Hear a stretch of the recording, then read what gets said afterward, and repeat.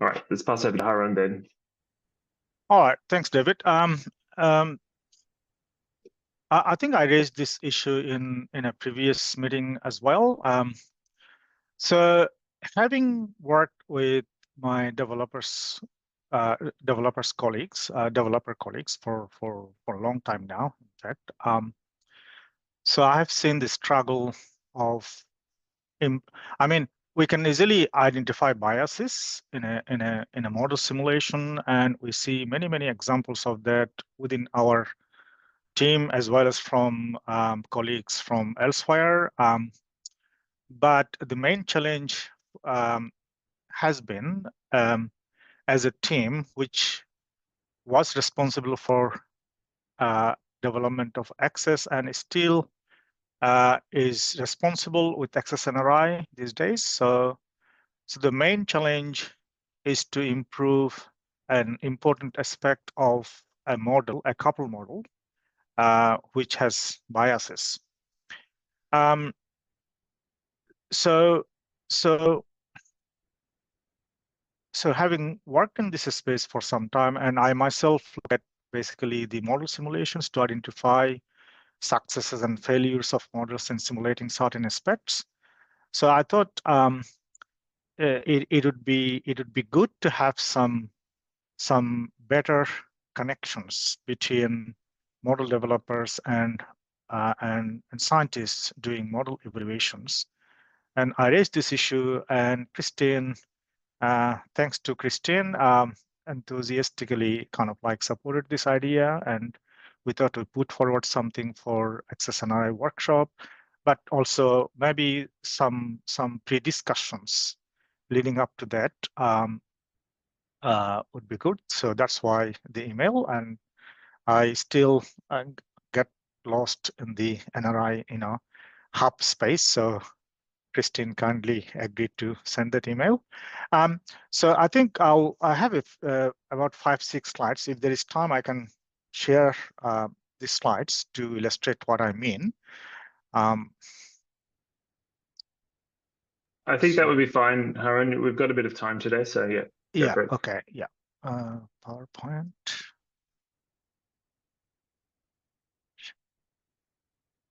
Can you see my slide?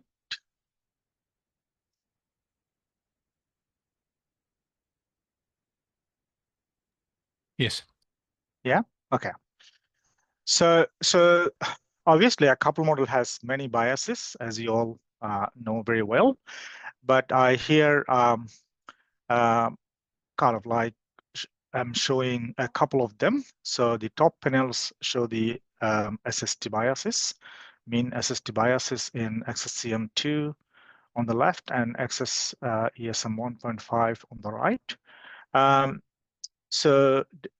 So there are some common biases, but there are some biases which are unique to a particular model. On the left, for example, you can see these prominent warm biases in the Southern Ocean over the Indian Ocean and Atlantic Ocean sectors. There's, I'll try to, yeah. So there are some biases in the tropical region as well, warm biases in the Eastern Pacific, tropical Pacific, and still a sign of the cold tongue biases along the equator, and a prominent cold bias in the Northern Pacific. And also there are some biases in the Atlantic Ocean as well. And similarly for ESM 1.5, we have this Southern Ocean bias, Indian Ocean warm bias, and also maybe have a bit different magnitudes, but still we still have that cold tongue bias in the tropical Pacific and warm bias along the coast of South America. And some sign of these cold biases in the Northern Pacific. So, and perhaps most of you know about these biases because these are biases common to many state-of-the-art models, and these biases have been there for a long time. It's very kind of like difficult to improve those biases because you just don't have any particular knob that you can turn, to improve this, because if you want to improve something, then something else get worse, and so on. I would like to draw your attention to another bias that we have, especially in ACCESS-CM2. So the bottom plot here are the power spectra from ACCESS-CM2 simulations. The green curve is from our CMIP6 submission. So you can see that this is NINO 3.4 index, power spectrum of NINO 3.4 index. You can see that the peak of the ENSO, simulated ENSO, has a bit of a shorter period, slightly shorter than 2.5 years. Black is the observation, so which is kind of like more like 4-year period in observations, and the observation is from 1963 to 2022. And the control run, we have also a quarter-degree version of ACCESS-CM2, and the cyan curve shows the power spectrum from that run without any change. So basically the same parameter set as the CMIP6 version. So these green and cyan curves are representing control runs. And then we have 2 power spectra from a set of experiments, which so part-up physics experiments. So basically there are a set of multiple sets of parameters, each set containing about 53 parameters. And so they're all different, and and these were basically designed in the Metaphys. They have many more, but we have obtained 20 sets of parameters from them, and then applied those to ACCESS-CM2 simulations. In the Metaphys, they do it for their head jump 3 model, which has NEMO ocean model as their coupled ocean. So we thought how ACCESS kind of like responds to this kind of part-up physics experiment. So so we have simulations, 20 different simulations with different kind of like characteristics, and so it's not the only one that we look at. We look at many other climate indices, but just kind of like producing here, showing the ENSO spectrum. So we have so my colleague Dave B has done these experiments, and we have identified a member of those 20 sets of 20 runs, so-called G17, number 17, which is represented here in red. So this is the 1-degree ocean, and the quarter-degree ocean version of the PP, with the same set of PP parameters, is shown in purple. So as you can see, with this particular parameter set, the ENSO simulation has improved. For example, the 1-degree ocean version shows a kind of like 5-year period, and also about 3-year period. The quarter-degree ocean is around that 4-year period as for observations. So there's definitely, as you can see, there is definitely an improvement, but being a part-up physics experiment, and 53 parameters are actually contributing to this improvement. Not sure whether uniformly, maybe not. So it's pretty difficult to trace which particular parameter is contributing to this improvement, and we are working towards that. I can see a couple of raised hands here. Yeah, I think Aiden was first, so yeah. Mine was a simple question. I just wondered what the scale was on the top 2 plots and whether the scales were the same. So in the top 2 plots are, scales. So I have actually plotted from -2.5 to +2.5. Yeah, so sorry about that, because I actually plotted 4 plots, and the color bar was, and I just cropped the top 2 and forgot to give the, so it's -2.5 to +2.5 in the top plot. Yeah. With 0.25 contour interval. Yeah. Thanks. And Gemma? Yeah, I just wanted to check if the perturbed physics is just the atmosphere or both atmosphere and ocean parameters. It's only atmosphere. So they perturb only atmospheric parameters. Yeah. Shane? So I think you said there are a lot of different kind of things that are perturbed in those runs. And you mentioned that you were gonna in the process of kind of tracking it down to try and see if it's one or a group of them. How do you intend? Yeah, so I mean, so Arnold, my colleague Arnold and I are kind of like thinking towards that, and also Gojian, my colleague Gojian, he's looking at this part of parameter sets from another point of view. So he's interested in the skewness. So so Arnold, I think, talked to me on Tuesday. So you have these 20 experiments and then 53 parameters. So Arnold told me that 39 are actively being changed. So 39 says there is a matrix there, 39 columns and 20 rows. Mm-hmm. So and then so Gaussian was kind of like trying to understand how this 39 different parameter sets, in 20 runs, are contributing to improve skewness. So I suggested to Arnold that we are interested in the ANSYS power spectrum. So now he's going to look at the position of this peak. So for each spectrum, from each of the 20 runs, you can actually get a dominant period, the period of peak and so, or you can calculate the time scale, kind of like. So there are two different metrics there to represent a particular power spectrum, and then correlate those across those kind of like 39 different parameter sets. So again, it's kind of like we're still kind of like looking at how best to do it.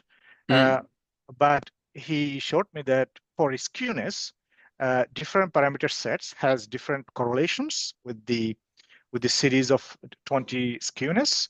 So I suggested that you look at this metrics for spectrum and see, and then after identifying a particular parameter set, say number 1, number 2, up to number 39, then you can perhaps do some AMIP experiments to see certain improvements in say wind stress and that sort of things. So yeah, it's very tough to actually identify any 1 or 2 of those parameters from the 39 parameters, but obviously, it's just trying. Yeah.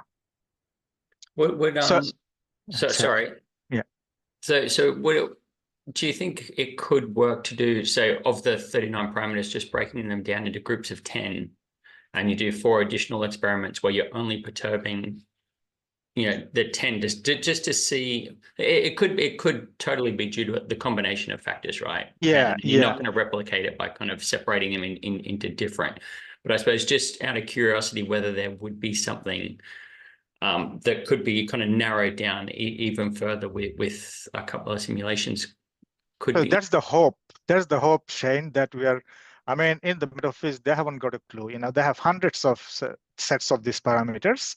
Yeah. And so basically, I mean, the approach is to apply some judgment and also the brute force of computing, So you try to guess a subset of those, 39 parameters, seeing, which one has the most value and how they are varying.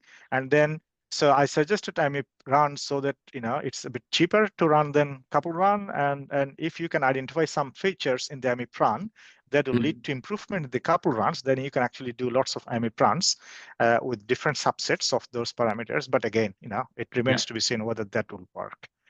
Yeah, this would be something like, I suppose, something that we could, I'd be happy to support using exactly, resources of the working group, right? So for doing additional experiments and yeah. Anyway, there's lots of other questions, so I'll butt out. Thank you. Yeah, all right. I think Siobhan was next. Yeah, a couple of comments. One in response to Gemma's comment. Yes, the Met Office has done PPEs in the ocean. As I said, I tried to say when Gemma was at Sarah a week or so ago, they have to be a bit careful because it was the Nemo Ocean in particular is very sensitive in the North Atlantic. It has an ability to switch states, so they have to be careful about how they do those tests. So it's not quite as easy as just switching, just continually doing PPE in the ocean at the same time as PPE in the atmosphere. Also, this set of PPEs, I think, was deliberately aimed at ENSO. I think that was why Groman originally got us interested in looking at it. So it's not that it's entirely willy-nilly. They did actually set it up to look at they do multiple PPEs aimed at various things.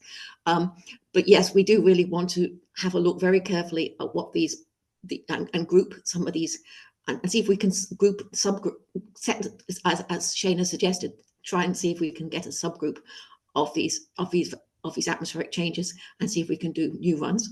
I'm not entirely convinced that doing AMIC runs is going to get us there. I think it has to be in the couple model, because the couple model is what gives us the responses. But working out which are the most sensitive responses, and Arnold has done a few bits of analysis. I haven't had time to do things. I'm actually going to be looking somewhere at what some of the responses in other parts of the system, like in the ocean and the ice, is to some of these responses. That's what I'm looking at as well, because there's other places other than ENSO that we need to understand if we're going to particularly look at this G17 as a potential future response that we need to look at and understand. So there's multiple ways we need to look at and understand. And the other thing that we probably should mention Arnold is doing is we're doing some climate sensitivity runs with this setup, so we have some idea of its climate sensitivity. Yeah. So we are really investigating this PPE approach. Thanks, Siobhan. But these parameter sets are for atmospheric. They may have done ocean parameter sensitivity experiments, but the ones that we are trying are all in the atmospheric model parameters. That was what I was trying to point out. But I'm pointing out that we are investigating this parameter, this G17 runs, this G17 run, to explain why it's doing what it's doing in much more detail, so that we understand it before we really adopt it as a potential future climate simulation for us. Yep. Aidan? Thanks. I mean, just to my untrained eye, the bottom plot, the one that looks like the best fit is just the quarter degree model. So even with the original, and in fact with the perturbed, it's got way too peaky, right? I mean, I don't know which. Yeah, but in terms of location of the peak, it is closest, the purple one.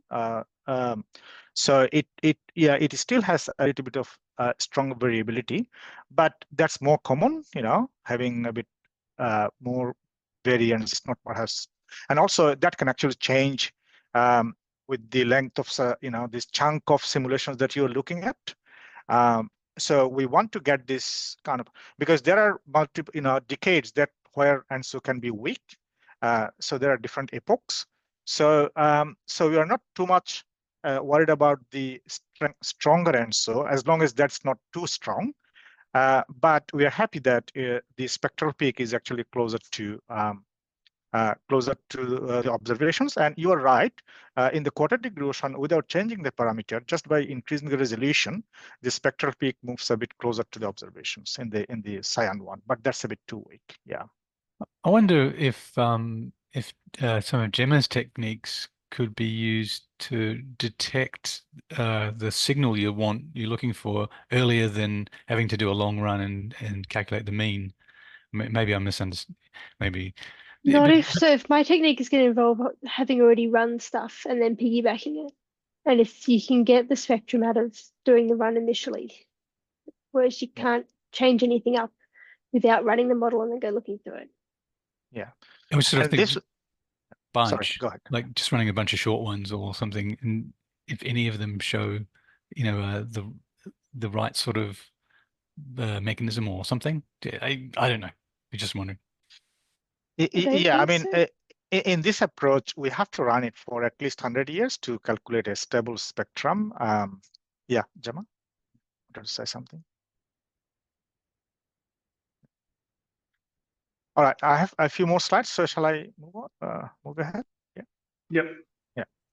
So, so this is what I call a developer's approach.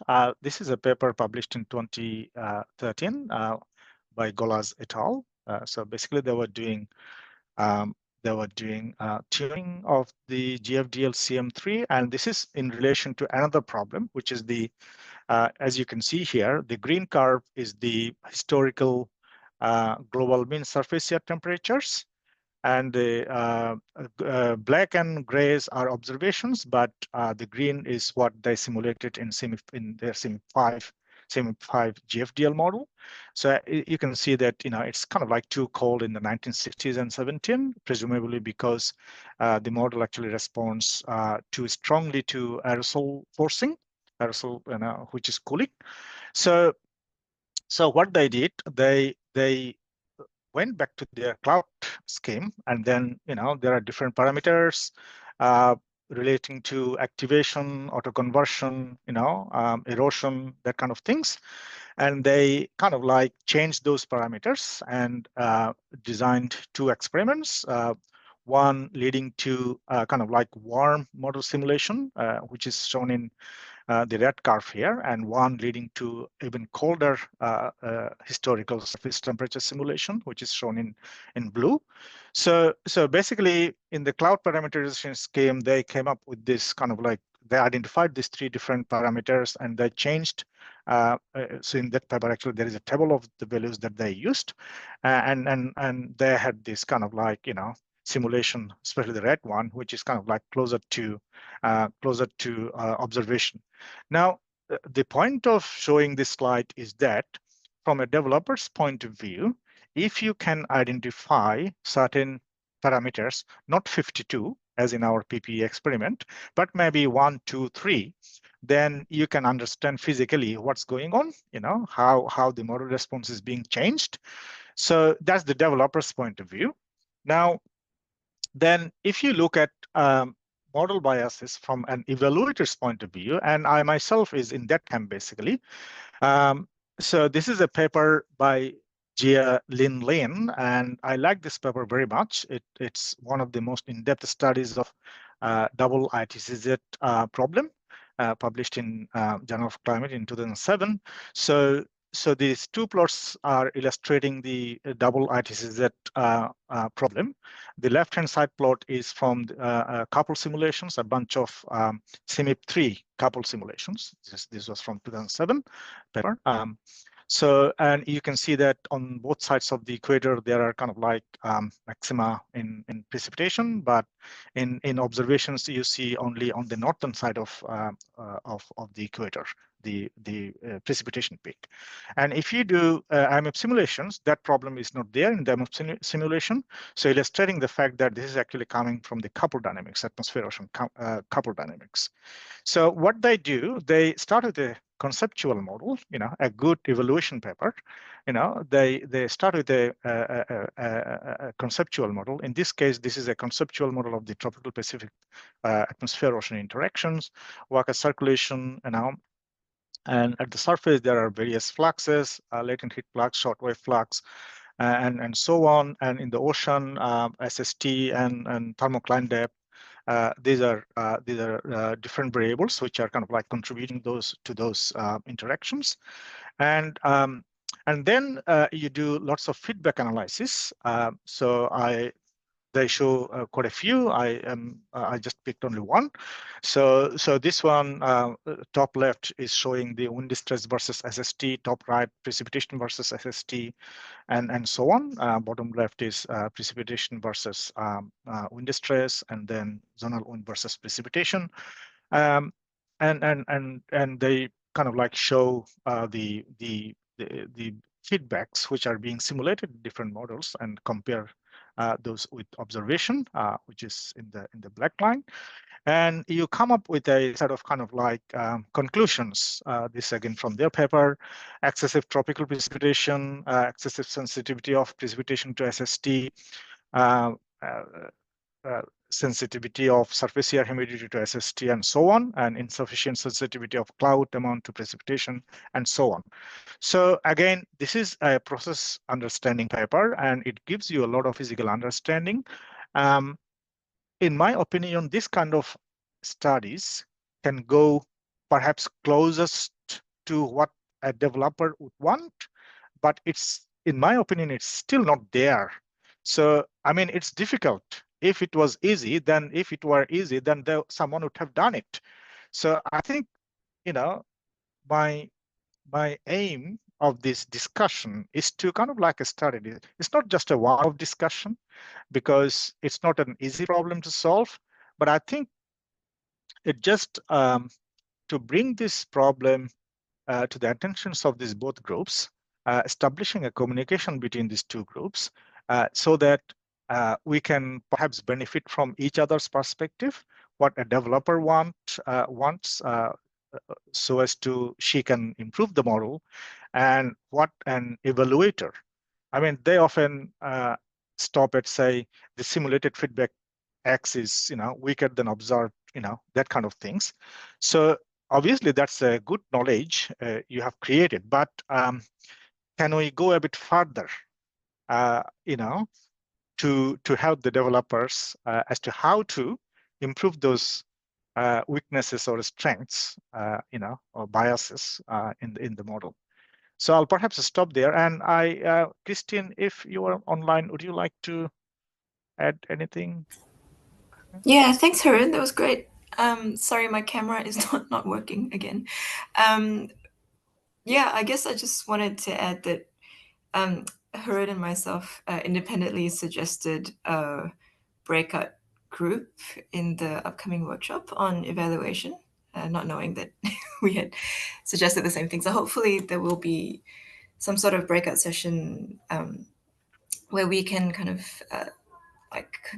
continue this discussion in more detail, hopefully. But it would be good before then if we can kind of, get ideas of what we've done, because I guess a lot of us would have done some sort of evaluation at some point. I'm guessing most people would do kind of a CMIP 6 or CMIP 5 general multi-model mean kind of thing. But keeping in mind that we are working towards access development for CMIP 7, it would be good to, I guess, try and contribute to that in some way by, I guess, identifying access in our evaluation work, I guess.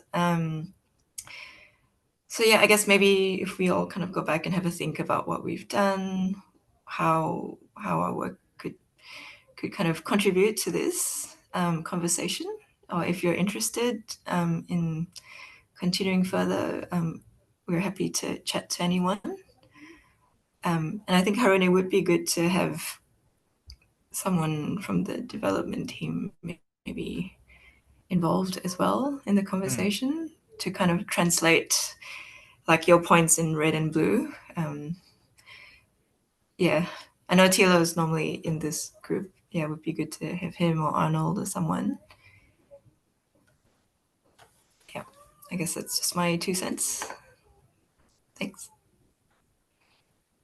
Yeah, I mean, and if it was easy, then perhaps we would not need a discussion. We would just solve it. But obviously, yeah, this would be the beginning of a very kind of extended process, I'm guessing. But it would be good to have something.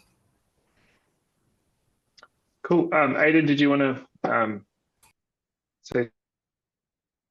Yeah, just quickly, I guess maybe it's saying the obvious, but I mean, we need to identify who those groups are. The modelers and the evaluators need to decide on one or at least problems you want to solve, and then design some experiments by which to evaluate that, and then you would obviously need then to give some criteria for the modelers to target to improve that. So, just the sort of the process steps of how to go about doing this. Oh, sorry, Shane. Just one sec. There was a comment from Himadri in the chat. Is the ITC globally average? That was a question for Harun, I think. it was, I think, zonally. It was averaged over the Pacific sector. So longitude average over the Pacific sector. So that's where normally you see the double ITC at. Yeah. And can I make a comment to Aidan? I mean, so Metaoffice, I don't know whether any of you have visited Metaoffice. They have so many people working in the development side, like say physical parameterization experts, and so many people evaluating model performances. But here we have a whole team of 4 people in CSIRO. Myself, Arnold, excuse me, Dave, Peter Dobrohotov at the moment, and Siobhan has been greatly helping us, although she has retired. But and Martin is part of our team, but he's at the moment seconded. He has been seconded to ACCESS-NRI. So these are the people, and there are colleagues at the bureau, like Christine is looking at the evaluation side. Hongyan, Hongyan Ju are kind of like has worked in the convection. So basically, there are only a handful. So you don't have big kind of like teams of developers, and obviously we have a few more evaluators, but not so many developers. But I think with now that ACCESS-NRI is going to help us with the model infrastructure side, I think in CSIRO, our team's name is Coupled Climate Modeling Team. We are kind of like refocusing on the tuning side of the model. So, and that's why I'm thinking this. We don't have that much expertise in terms of model development, but we can perhaps do a little bit of in terms of tuning and that kind of things. So yeah, that's where all these discussions will be very helpful. Yeah. Thank you. So Shane, I think you're next. Yeah, hi. So thanks very much, for raising the discussion. I think it's really important for all of us to get involved. I think my question was kind of relating to, I suppose, the model evaluation stuff. So there's, we had the kind of ongoing the coding efforts by the community to try and get metrics to evaluate the model. So I was kind of curious at what stage we're up to with that, whether we've got like a starting point of some of these metrics that we can apply to the model output, so we can have, I suppose, standard outputs for the different model versions you're running. So I think that would be kind of a really important first point. Mm-hmm. So at the moment, I mean, after CMIP 6, we have done lots of experiments, and we have extended our CMIP 6 submissions, and those are in a standard format like summarized. But we also have development runs. For example, the runs that PP runs that Dave has been doing are for the present day control run, so-called present day control run, mainly to facilitate, comparison of observations. So these outputs are in NetCDF, but we also do summarization of those outputs. Some on demand, some for our own need, but we say Arnold actually does that at the moment, summarization. So if there is a particular experiment that is identified for wide use, then we can easily summarize that. So that will be CMIP format. Yeah. So I think also another point on this would be, so basically, do we have all the metrics we think are important? As a community, right, it's going to be on us to kind of come up with the metrics. So like I would have thought like a starting point would be starting from yarns or something similar to the ENSO metrics they've developed, but then are there other ones that we think are really important for the community and for our model in general? So can I ask, I think, Nicola, you were kind of leading the effort for the code thing. I always forget the name of it. So ESMWG tool? ESMWG tool? Yeah, but what was it? Hackathon. Yeah, the hackathon, that was it. Yeah. Where did that end up? So I'm just, sorry. There is definitely a list of metrics that have come out of that. It probably needs some refining, but there's going to be a follow-up event at the Access workshop on the Monday, probably. So I think that will be a good place for some of those kind of community efforts to get together, and maybe for everyone here to have input into that without having to attend a 3-day hackathon. So I'd strongly recommend maybe coming on the Monday to that if you want to have input into that list of metrics, and I think definitely people in this call should. Thank you. Great. Yeah, I guess Julie, so. Sorry, no, go ahead. No, if you want to respond to something, Christine, then Neil.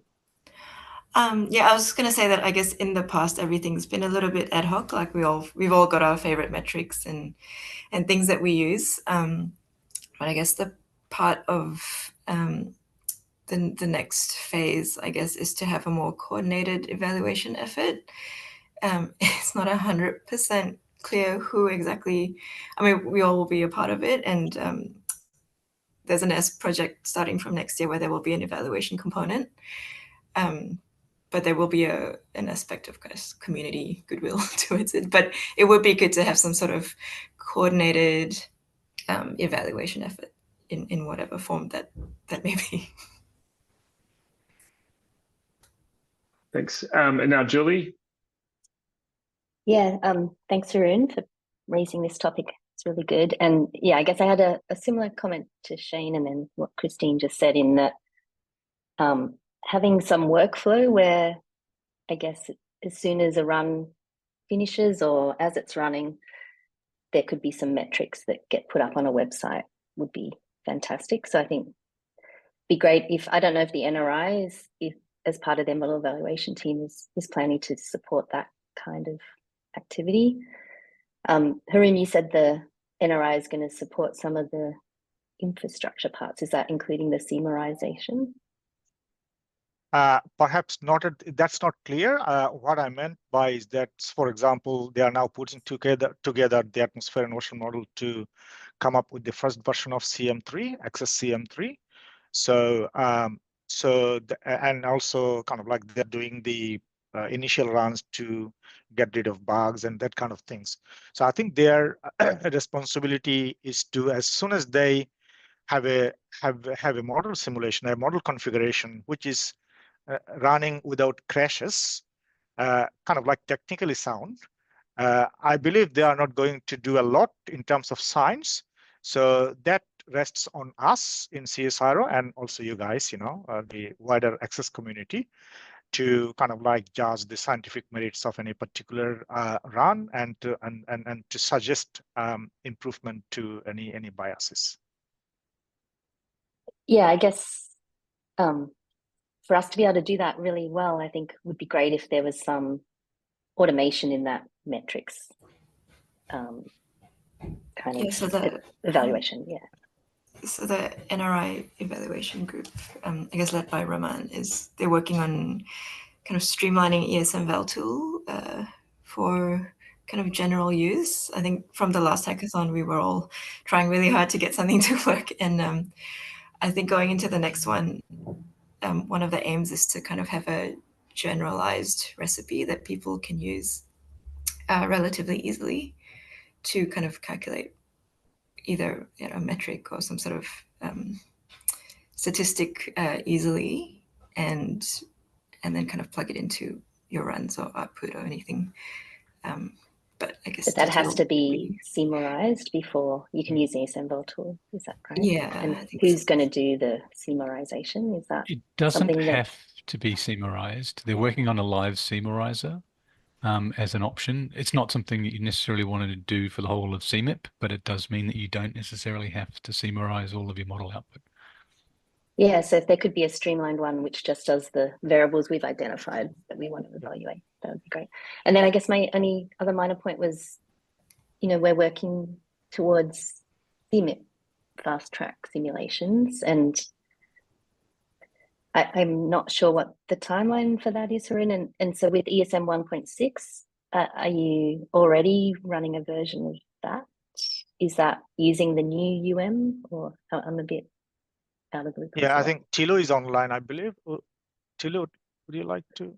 Yeah, I can comment on that. So yeah, the CMIP 7 fast track timeline is tight. So the deadline is end of 2026, with results being available. I assume that means they have to be published by then.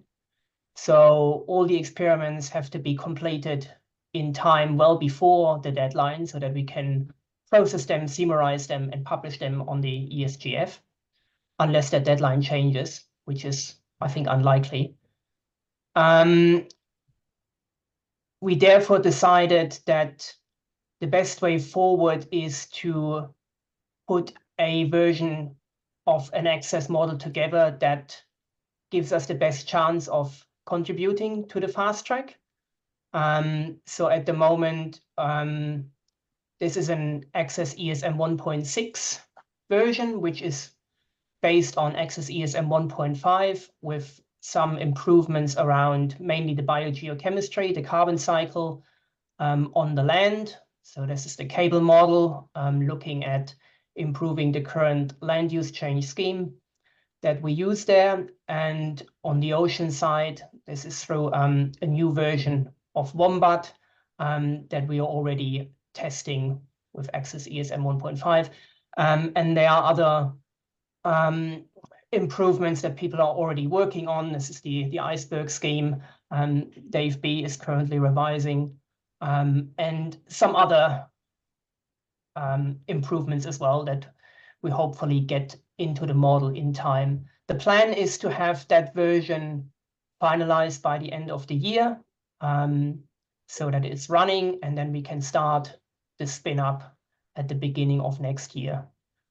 So we try to do most of the model development work, including some of the tuning in the remainder of this calendar year, so that we are ready to start a more extensive spin up and control run at the beginning of next year, which then gives us the best chance of delivering to the fast track with the 2026 deadline in mind. Yeah, excellent. So are those runs things that this group could start helping to evaluate? I guess not until you've got the spin up. Is that what you're saying? So yes, and that will partly, so there are various components, but some of the activities will be covered under NESP. Some activities will be covered directly through CSIRO funding, and some activities will be covered through the ACCESS-NRI. But overall, yes, you're absolutely right. We rely on the support from the community there as well in terms of helping with the evaluation. But yes, that only makes sense once we have a model version that we are confident in, that we won't require any major changes anymore. Not to say that we are not going to do any more fine-tuning, but yeah, probably towards the end of the year, that's the aim. We have a version that we can share with the community in terms of looking at some first test runs. Yeah, well, that gives us a good deadline, is what I would say. Yeah, I also want to emphasize that we're not planning to change the physical model a lot, apart from, bug fixes or, for example, the iceberg scheme that Dave B is currently implementing. So we're not expecting major changes in the physics. So the largest changes are around the carbon cycle. So we need to reevaluate variables that are associated with the carbon cycle. Not saying that there aren't any feedbacks, and we know that changing the vegetation, for example, can have big impacts on at least the regional climate as well. So yes, but overall, we're not planning to make changes to any of the other components or big changes to any other components. So it should be comparable to, in terms of the physics of what we have with ACCESS ESM 1.5 as well.